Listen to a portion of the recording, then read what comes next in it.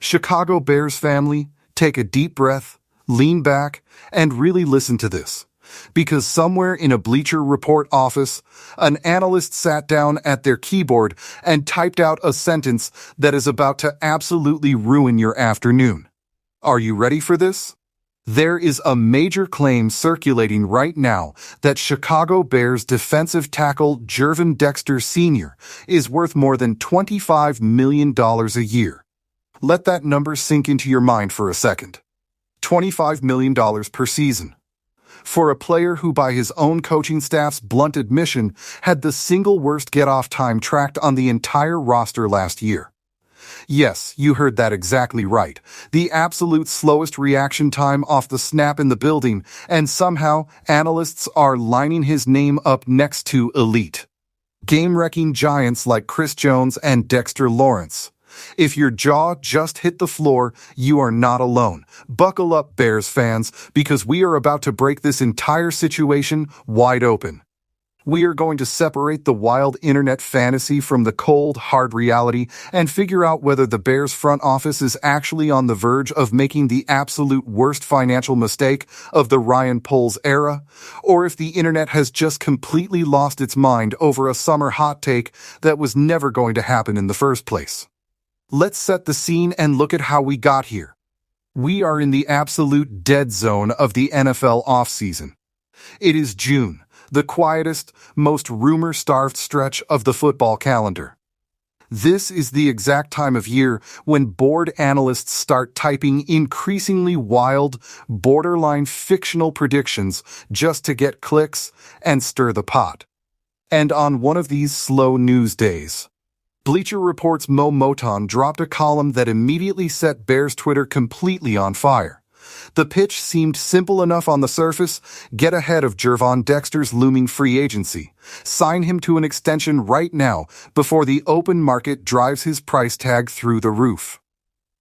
Now, that sounds incredibly reasonable on paper, right? It sounds like smart asset management. Except then the actual numbers showed up in the article. And the numbers are where this conversation goes from a reasonable suggestion to a blunt question: have you actually watched this man play run defense over the last 3 years? So let's look at the situation as it actually stands today. No spin, no media hype, just the raw facts. Gervon Dexter is officially heading into the final season of his rookie contract. He was Chicago's second-round draft pick back in 2023, and over his first 3 years in the league, he has shown a slow, steady, undeniable improvement as an interior pass rusher. The box score shows 13.5 career sacks and 42 quarterback hits. Last season, he actually tied for second on the entire Bears roster in sacks, trailing only Montez Sweat. That part of his game is real. That part is fully earned. Nobody here is denying that Gervon Dexter possesses an immense amount of natural talent, but this is exactly where the story gets messy. Because being the second-best pass rusher on the Chicago Bears over the last 2 years is not exactly a Hall of Fame credential when you remember just how painfully thin this defensive line has been. This is a unit that by multiple analytical measures ranked at the very bottom of the league in pass rush get-off speed last season. Dead last. And guess who was one of the primary names dragging that team average down? Gervon Dexter himself. He reportedly clocked in among the slowest reaction times off the snap of any qualified pass rusher in the entire NFL. We are talking about a ranking of roughly 93rd out of just over 100 qualified players. So, when people blindly say he is our second-best pass rusher, what they are actually saying, whether they realize it or not, is that our defensive line has been so incredibly shallow that even a player with a sluggish, delayed first step still finished in the top 2. That is not a glowing compliment to Dexter. That is a damning indictment of everybody else in that rotation. And then, we have to talk about the run defense. Oh, the run defense. If rushing the passer is Dexter's greatest strength, stopping the run has been his absolute Achilles heel since the day he first stepped onto an NFL gridiron. As a rookie, he ranked near the very bottom of the league against the run. We are talking buried deep in the bottom 10 among qualified defensive linemen. He clawed his way up in year 2, showing real, visible, encouraging improvement, the kind of growth that made Bears fans genuinely excited about his long-term trajectory. But then, last season, he slid right back down the mountain. The tape does not lie, and neither do the tracking grades. Chicago's defense allowed a frustrating 5 yards per carry as a team last year. That is a number that should make any true Bears fan wince. And Dexter, even while flashing in those bright pass-rushing moments, was a massive part of the problem on early downs more often than anyone in Hollis Hall wants to admit. Before we go any deeper into these numbers and what they mean for the future of our defense, I want to take a quick second to talk to you directly. Producing deep dive documentaries and detailed sports breakdowns like this takes an incredible amount of hard work, research, and daily dedication from our team. We do this because we love Chicago, and we love keeping this community informed. If you appreciate the grind and want to help us grow this community, please take 1 second right now to smash that like button, hit that subscribe button, and share this video with another Bears fan. Every single subscription equals a massive wave of motivation for us to keep pushing and delivering daily content. Drop a comment below and let us know your thoughts so far. It really helps the channel, and we truly appreciate every single one of you. Now, picture this entire puzzle coming together. A player who is highly inconsistent against the run, who possesses the slowest get-off of basically anybody on the entire roster, and who is still searching for that definitive, signature breakout season. And yet, the suggestion on the table is to hand him a contract that immediately puts him in the same financial atmosphere as the literal best interior defensive lineman alive. We are talking about a luxury list that includes names like Chris Jones, Dexter Lawrence, Jeffrey Simmons, Zach Allen, and Quinnen Williams. These are perennial Pro Bowlers. These are disruptive, game-wrecking, double-teamed on every single snap type of players. Asking Chicago to pay Gervon Dexter in that exact same elite tier before he has even produced one truly dominant. Complete season is the football equivalent of walking into your boss's office and demanding a senior executive salary just because your very first big presentation went pretty well. It might happen for a few lucky people in this world, but it is definitely not how sustainable success is supposed to work. Now, here is the fascinating twist that makes this entire debate even juicier. The Bears front office clearly agrees with the skeptics, not with Bleacher Report. Multiple reports coming out of Chicago this offseason have firmly confirmed there have been absolutely no real contract extension conversations between the team and Dexter's camp. None. Zero, in fact. Meanwhile, Dexter recently made a very notable calculated move of his own. He officially switched agents, signing with the high-profile NFL super agent Drew Rosenhaus. That is a power move that loudly screams, I am preparing to test the open market and maximize every single dollar I can possibly get. That is not the move of a player who is quietly working out a team-friendly hometown discount behind closed doors. That is the move of a business-minded athlete getting ready for a massive financial fight. And get this, earlier this year, there were even verified reports that other NFL front offices were calling Chicago directly, inquiring about trading for Dexter. Sources indicated that the free agent defensive tackle market and the recent draft class were both considered incredibly thin at the position. This scarcity made teams around the league start sniffing around Soldier Field, openly wondering if Ryan Poles might be willing to flip Dexter for draft capital instead of paying him long-term.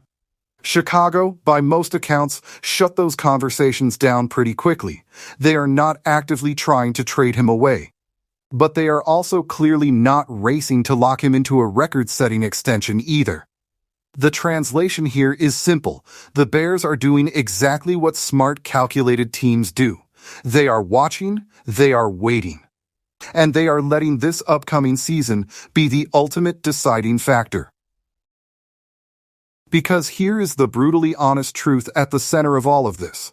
2026 is officially a contract year for Gervon Dexter, and absolutely everybody in the building knows it. The pressure is officially on. Bears head coach Ben Johnson and defensive coordinator Dennis Allen have both been incredibly blunt about the defensive line's biggest weakness heading into this season, explicitly pointing out that league worst get-off speed. And to his credit, Dexter has publicly admitted he knows it is an issue specific to him, too. He has talked openly in press conferences about completely rebuilding his stance, fixing his first step, and trying to shave fractions of a second off his reaction time because, in his own words, every single millisecond matters at this level. That is refreshingly honest feedback from a young player. But it also tells you everything you truly need to know about where his game currently stands. You don't talk about desperately needing to fix your get-off if your get-off was already elite. So, what happens if Dexter actually goes out and has an absolute monster season?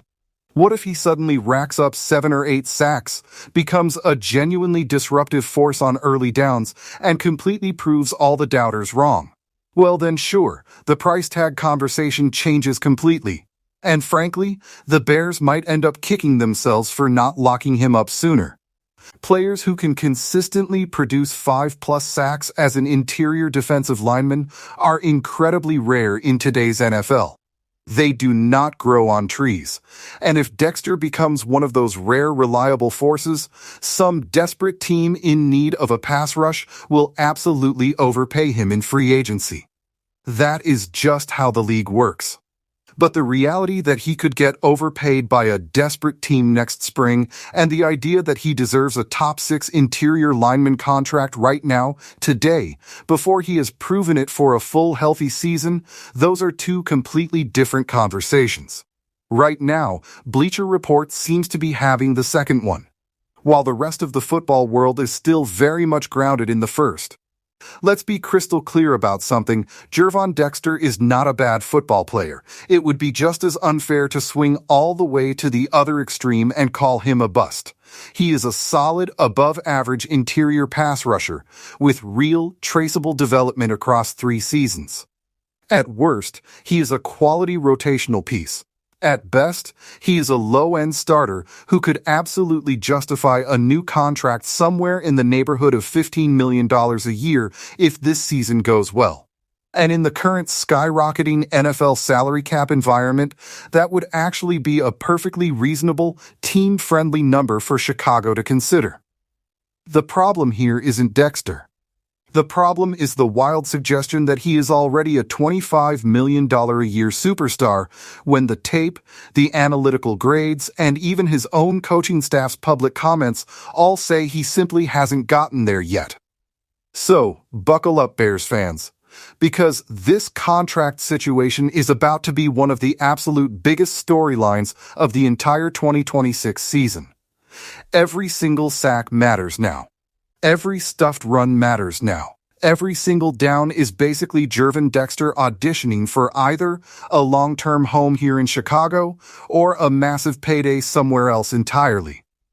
If he completely balls out, the Bears might be forced into paying up just to keep their defensive line from completely falling apart. If he stays the exact same inconsistent player we have watched for the last 3 years. Expect Chicago to calmly let him walk in free agency and pocket a compensatory draft pick instead. Either way, this is going to be absolute appointment viewing. And speaking of things worth watching, there is actually some phenomenal news buried in all of this Bears drama. The league just officially confirmed Chicago's very first entry on this year's NFL Top 100 list.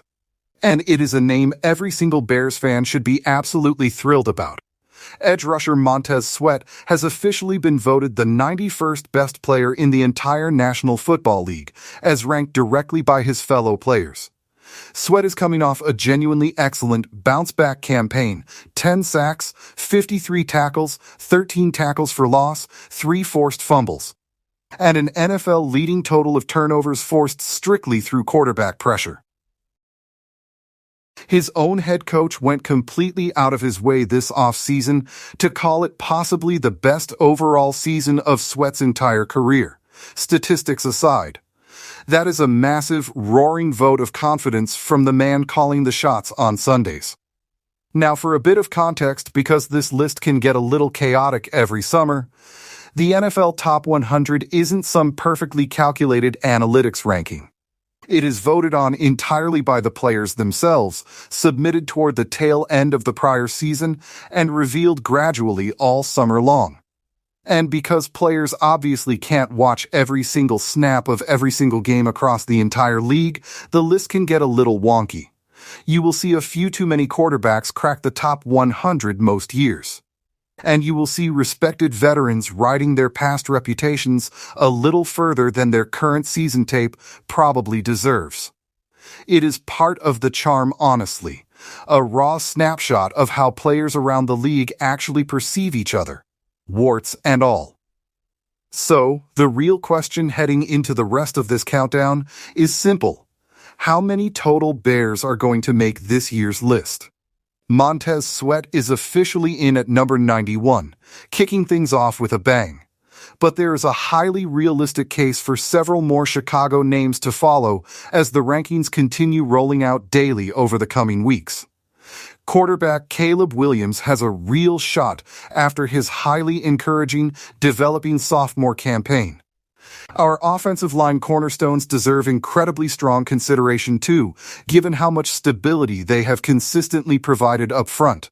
And honestly, don't be shocked if a couple of former Bears who moved on to new teams still sneak onto this list as well, riding the pure strength of the big moments and heavy reputations they built right here in Chicago before their departures. At the end of the day, here is the bigger picture worth sitting with. The Chicago Bears are officially entering a defining, critical stretch of this entire roster-building era. There is a genuinely talented, ascending young core in place. There is real, tangible momentum in the city after a hard-fought playoff appearance and a division title. But there are also enormous, incredibly expensive decisions looming on the immediate horizon. Dexter's situation is just one of several major crossroads, and how this front office navigates these contract situations over the next 12 months could shape this franchise's competitive ceiling for years to come. Pay the wrong guy too early, and you completely handcuff your salary cap for seasons. Let the right guy walk away for nothing, and you hand a division rival an absolute gift. There is no easy answer here, and that is exactly why this story is going to keep building all season long. Before we wrap things up today, I want to remind you that we put an immense amount of daily hard work, research, and passion into creating these mini documentaries for the channel. If you appreciate the dedication it takes to bring you the real, unvarnished truth about our team, please show some love.